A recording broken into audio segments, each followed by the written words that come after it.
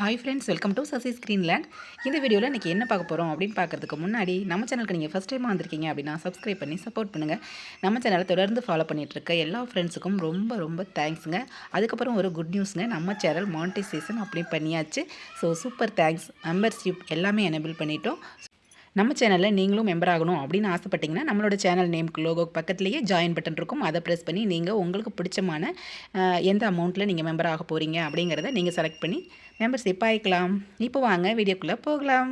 நம்ம நாடு என்னதான் முன்னேற்றம் அடைஞ்சு போயிட்டே இருந்தாலும் எல்லா துறைகளிலும் முன்னேறுதுங்க. ஆனால் அந்த விவசாயத்துறை மட்டும் ரொம்ப கஷ்டத்தில் இருக்குதுங்க. ஆமாம், எல்லா விவசாயிகளும் புலம்புறது தான். நானும் இப்போ புலம்பிகிட்டு இருக்கேன். அடமலைக்கு ஆடு மாடு உதவாது, பஞ்சத்துக்கு புள்ளக்குட்டி உதவாதுன்னு சும்மாலாம் சொல்லலைங்க முன்னோர்கள். அவங்களோட 100% கஷ்டம் அந்த பழமொழியில் அடங்கியிருக்கு அப்படின்னு தான் சொல்லணும். சத்தியமாக மழை டைமில் நீங்கள் மாடு வச்சுருந்தீங்க அப்படின்னா இனிமேல் இந்த மாட்டு முகத்திலே முடிக்கக்கூடாது அப்படின்ற அளவுக்கு நீங்கள் மாட்டை விற்றுருவீங்க. சுத்தமாக என்னால் முடியலைங்க. அவ்வளோ மழை பெஞ்சிட்ருக்கு ஒரு பக்கம் பார்த்திங்க அப்படின்னா மழை வெள்ளம் தண்ணி ஃபுல்லாக எங்கே எவ்வளோ மேட்டு பாத்தியாக அமைச்சு நம்ம கொட்டகை போட்டிருந்தாலுமே ஃபுல்லாக தண்ணி மேலே ஏறுது. அந்தளவுக்கு திடீர்னு பார்த்திங்க அப்படின்னா ஒரு வருஷம் மழையே இருக்க மாட்டேங்குது. ஒரு பக்கமும் புரிஞ்சு இந்த விவசாயிகளை வாழ விட மாட்டேங்குது அப்படின்னு தான் சொல்லணும். ஒரு டைம் பார்த்திங்க அப்படின்னா மழையே இல்லாமல் பயிர்கள்லாம் வாடி போகுது. ஒரு டைம் பார்த்திங்க அப்படின்னா நம்ம பயிர் பண்ணி வச்சுருக்க விவசாயம்லாம் புயல் வெள்ளத்தால் அழியுது. எப்படி என்ன நம்மளோட எதிர்காலம் எப்படி இருக்க போகுது ஒரே கேள்விக்குறியாக தாங்க இருக்குது எல்லாமே. நம்ம பார்த்திங்க அப்படின்னா இன்றைக்கி லட்சுமி, சிந்து, பார்வதி எல்லாருமே 3 பேரையும் அழைச்சிட்டு போய் நம்ம முந்திரி தொப்பில் தான் கட்டி வச்சுருந்தோம். வேறு எங்கேயுமே கட்ட முடியல. எல்லா இடத்துலையும் கால் வச்சோம்னா முழங்கால் வரைக்கும் பூமிக்குள்ளே போகுது. முந்திரி காடு தான் பார்த்திங்க அப்படின்னா கொஞ்சம் ட்ரையான ஏரியா, கொஞ்சம் கால் வைக்கிறதுக்கும் நடக்கிறதுக்கும் நல்லாயிருக்கும் அப்படின்றதுனால நம்ம 3 மாடுகளை மட்டும், அதாவது கறவை மாடுகளை மட்டும் அழைச்சிட்டு போய் நம்ம முந்திரி தொப்பில் கட்டி வச்சுருந்தோம். என்ன தான் எவ்வளோ புயல் மழைன்னு வந்தாலும் இவங்களுக்கு பசும்புல் கொடுத்தே ஆகணும். நம்ம வீட்டில் தீவனப்புல் இப்போ தான் ஊனியிருக்கோம். ஒரு 4-5 நாள் வரைக்கும் கடலைக்கொடி வைக்கோல்னு வச்சு சமாளிச்சிட்டோம். அதுக்கப்புறம் பார்த்திங்க அப்படின்னா என்ன தான் வீட்டில் தீனி கொடுத்து வளர்த்தாலும் ரொம்ப எலும்பும் தோலுமாக ஆயிடுச்சு மாடுங்க. சரி, ஒரு அரை மணி நேரம் 1 மணி நேரமாவது நம்ம காட்டு பக்கம் மேய்ச்சா தான் அந்த மாடுகள் நம்ம மேய்ச்சல் கொடுத்து பழக்கிட்டோம். ஸோ உடம்பு கொஞ்சமாவது தேறி வரும் அப்படின்றதுனால தான் இப்போ ஒரு 2 நாளாக தொடர்ந்து நம்ம முந்திரிக்கு மாடுகளை இழுத்துட்டு போயிட்டுருக்கோம். ஸோ போகிற வழியில் இந்த கரும்பு மரவள்ளி காடுங்க, இது 2ஐயும் சமாளித்து இவங்களை அழைச்சிட்டு போகிறது ரொம்ப கஷ்டமாக இருக்குது. ஒரு பக்கம் திரும்பினா மரவள்ளியை கடிக்க வேண்டியது, இந்த பக்கம் திரும்பினா கரும்பை கடிக்க வேண்டியது. அதனால் ஒருத்தர் சமாளிக்க முடியல. சத்தியமாக சொல்கிறேங்க, மழை டைமில் ஒருத்தராக இருந்தெல்லாம் ஆடு மாடுகளை சமாளிக்கவே முடியாது. நிச்சயமாக வீட்டில் உள்ளவங்களோட சப்போர்ட் இல்லை அப்படின்னா மாடுகள் வச்சுக்கவே முடியாது. ஸோ வெயில் காலங்கள்லாம் பார்த்திங்க அப்படின்னா எவ்வளோ வெயில் அடித்தாலும் மாடுகளை சமாளிச்சிருவேன். நான் ஒரு ஆளுமாவே சமாளிச்சிருவேன். இந்த மழை டைமில் பார்த்திங்க அப்படின்னா ரொம்ப டயர்டாகிட்டு ரொம்ப முடியாமல் போயிடுச்சு. அதுவும் லட்சுமி கண்ணு போட்ட டைம் பார்த்திங்க அப்படின்னா நல்ல மழை வந்துக்கிட்டே இருக்குது. அப்படிங்கிறதுனால நம்ம மிஷின் மூலமாக கறக்கிறது இல்லை இல்லையா, நம்ம கை கறவை தான் பண்ணிகிட்ருக்கோம். பெரிய பண்ணை, பால் பண்ணை, அங்கேருந்து அந்த மாடு நம்ம வாங்கிட்டு வந்திருந்தோம். அவங்க மிஷின் தான் யூஸ் பண்ணி கறந்துட்டு இருந்தாங்க. ஸோ அப்படி உள்ளவரை நான் இப்போ கை கறவை பண்ணிகிட்டு இருக்கேன். பால் கொஞ்சம் அதிகமாகவும் கறக்கும் அப்படின்றதுனால ரொம்ப டயர்டாயிருது, கையெல்லாம் ரொம்ப வலிக்க ஆரம்பிச்சிருது. ஸோ பால் கறக்கிற வேலையும் இருக்குது. மாடு மேய்ச்சலுக்கு பிடிச்சிட்டு போய் கட்டி திரும்ப அவுத்துட்டு இடையில போய் ஒரு தடவை பார்த்து எங்கேயாவது பின்னி வச்சுருக்குதுங்களா, மேயாமல் நிற்கிதுங்களான்னு பார்த்து அதை சரி பண்ணி, ஸோ இப்படிலாம் வரத்துக்கு பார்த்திங்க அப்படின்னா மழைக்கெல்லாம் ஆடு மாடு சரியே வராது அப்படின்னு தான் சொல்லுவீங்க நீங்களாம். விவசாயிகள் வேறு வழி இல்லைங்க. ஸோ விவசாயத்தை மட்டுமே நம்ம நம்பி இருந்துகிட்டு இருக்க முடியாது. ஸோ அதிலிருந்து வர வருமானம் பத்தாது.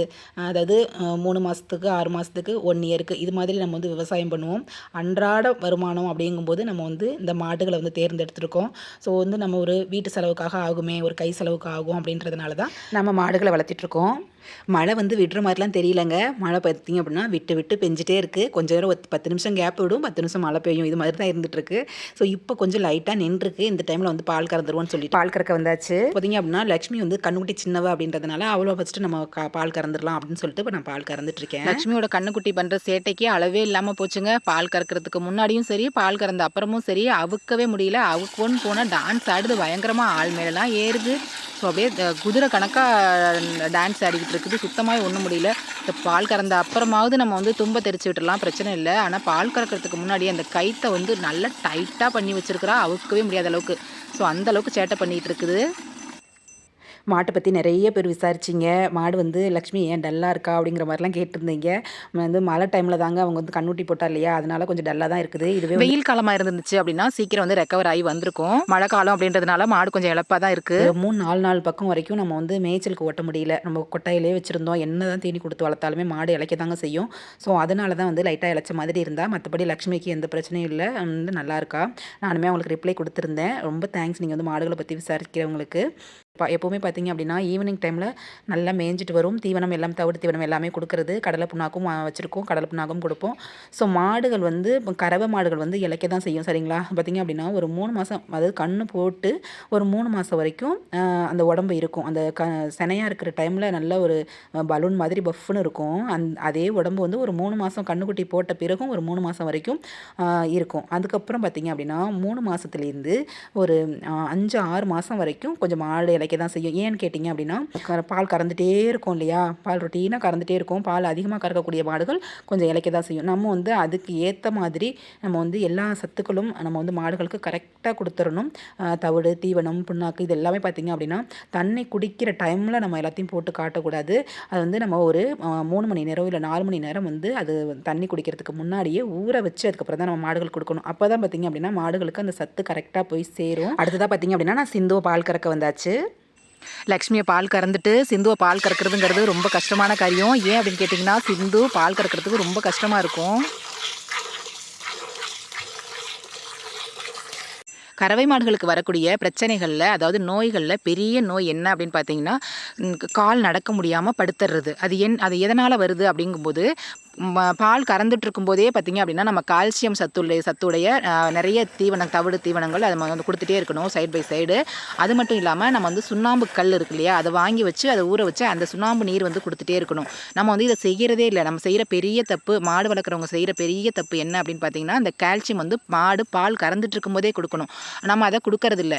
பால் கறவை முடிஞ்சோடனே உடம்புல உள்ள கால்சியம் எல்லாமே பால் மூலமாக வெளில வந்துடுது. அப்படி இருக்க பட்சத்தில் நமக்கு வந்து கறவை முடிஞ்சதுக்கப்புறம் மறுபடியும் மாடு செனையாகி கொஞ்சம் வயிற்றில் வெயிட் வந்ததுமே அதெல்லாம் நடக்க முடியாது. காலில் சத்து ரொம்ப குறைஞ்சி போயிடும். ஸோ வந்து மெயினாக தாக்கக்கூடிய விஷயம் என்ன அப்படின்னு பார்த்தீங்கன்னா காலை தான் ஃபஸ்ட்டு பாதிக்கும். கால்சியம் குறைபாடுனால எலும்புகள் பாதிக்கப்பட்டு மாடுகள் வந்து நடக்காது. ஸோ இந்த தவிர்க்கணும் அப்படின்னா நம்ம வந்து மாடுகள் கறந்துட்டு இருக்கும்போதே பார்த்திங்க அப்படின்னா எல்லா சத்துக்களும் நம்ம வந்து கரெக்டாக கொடுக்குறோமா அப்படிங்கிற மாதிரி, தாதுப்புக்களாக இருக்கட்டும், கால்சியமாக இருக்கட்டும், புண்ணாக்கு, தவிடு தீவனமாக இருக்கட்டும், எல்லாமே வந்து கரெக்டாக ஒரு சரிவிகித உணவாக நம்ம கொடுத்துட்டோம் அப்படின்னா மாடு வளர்ப்பில் பெருசாக எந்த நோயும் நம்ம வந்து பாதிக்காது. மறுநாள் காலையில் பால் கறவை முடிஞ்சதுமே பார்த்திங்க அப்படின்னா நம்ம வந்து மாடுகளை பிடிச்சிட்டு வயலுக்கு தான் போயிட்டுருக்கோம். ஸோ எப்போவுமே பார்த்திங்க அப்படின்னா நம்ம செஞ்சு வச்ச பெரிய தப்பு என்ன அப்படின்னு பார்த்திங்கன்னா மாடுகளை மேய்ச்சலுக்கு விட்டு பழக்குனது. நிறைய பேர் மாடு வச்சுருக்காங்க, எல்லாமே வந்து கட்டுத்தறியில் எல்லாம் கொண்டு வந்து போட்டுடுறாங்க. எனக்கு என்னவோ தெரியல, இது மாதிரி மேய்ச்சி பழக்கிட்டேன். அதோடைய மாடுகள் மேலே ரொம்ப பாசமே வச்சுட்டேன்.